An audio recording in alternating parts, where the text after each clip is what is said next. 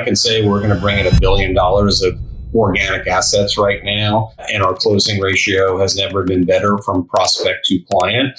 And I have to believe that a big part of that is the actual book writing and credibility. So I would just start here, guys. Let me do my frame. And, my audience knows I like to do this a little bit. So here's how I think about it. What Paul and Gabe have done an amazing job is actually helping advisors build authority. It's working in my own practice, and I'm happy to share some of that if you all would like. I actually have a recent relevant story as recently as a couple of days ago, which is kind of cool. And I think like most good things, it started with a concept of, hey, let's write a book.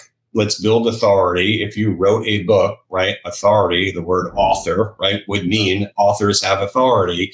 And you come from a place of credibility and differentiation. And then I think what started to happen as Paul started to do that for many financial advisors is then turned into, well, what else can we do to surround sound that messaging? Because as the book is the starting point, but then how is it that you get the word out there? And how is it that when someone Googles you, or in today's world goes to AI to determine, are you credible or not, right? Do you have authority? A book is a fantastic part and a key element. But man, if you're also on a YouTube video or been featured in a podcast, and you can triangulate that, what starts to happen as a financial advisor is you become the go-to. So think about it this way. You're listening to my podcast. And as long as the content is good and consistent, and I'm somewhat likable, which I like to think I am usually, what happens is you keep coming back for more. And then ultimately, as an advisor, you start to take some of that advice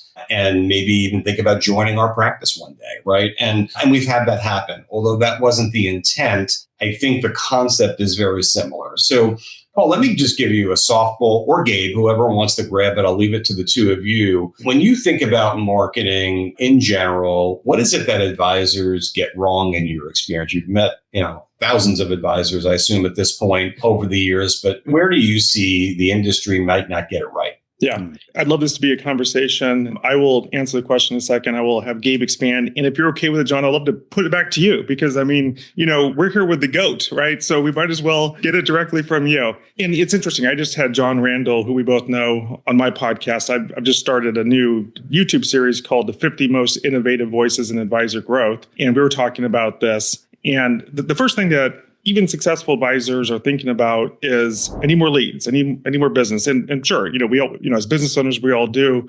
And as you know, John Randall has a theory of constraints, right? So what's really holding back the practice? In my case, what I've noticed is that people come to us for business growth. Fantastic. That's what we want them to come to us. But oftentimes their mindset, their frame of mind is built around more of, I need more leads. I need more leads. And I get it, right? The approach of thinking I want more leads typically translates into I need to do activities or I need to pay for services that drive some name to my calendar that I can then try to sell on my services. And so, I won't mention names, but there's different services out there that'll get you more leads. And I find that the more successful the advisor is, the more they hate this process because it's often, it's very cold, meaning that the lead that they're getting, they know nothing about the advisor. And, possibly they're competing with a couple other advisors. So it becomes this auditioning process where they have to try to compete ultimately.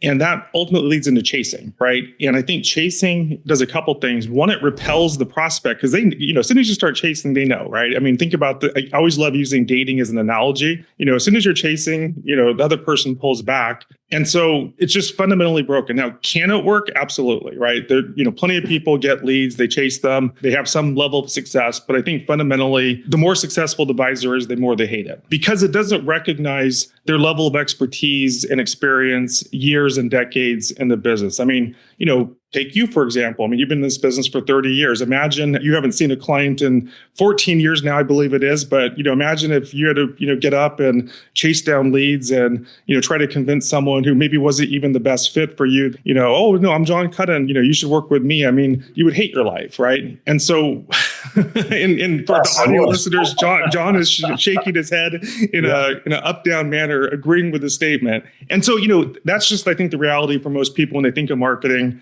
And so then I would call it retreat into this idea, I'm a referral-based practice. Fantastic. We all love referrals. Referrals work.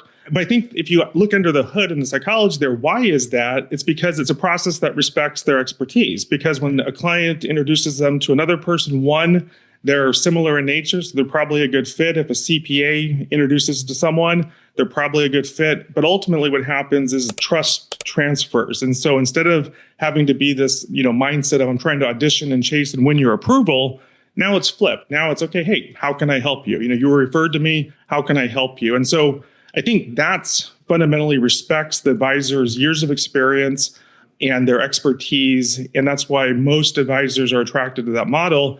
But the only problem with that model, as we all know, is that you don't control the referral. You don't control the frequency of it. You don't control how often it happens, if someone's going to do it. And so if you're actually serious about growth, then you have to say, okay, well, how do I grow? And I know that you have, and I'd love to get Jon, your input on this, but you've mastered the game of acquisitions, right? As well as other things such as CPA referrals and other things, but you've mastered acquisitions as a way to create quantum growth in your business. But I think for a lot of people, probably pre-acquisition stage, they're at that point where, okay, I want to grow, but how do I do it effectively in a way that I feel good about? I can wake up every morning, enjoy, and want to do more of this. That would be my take.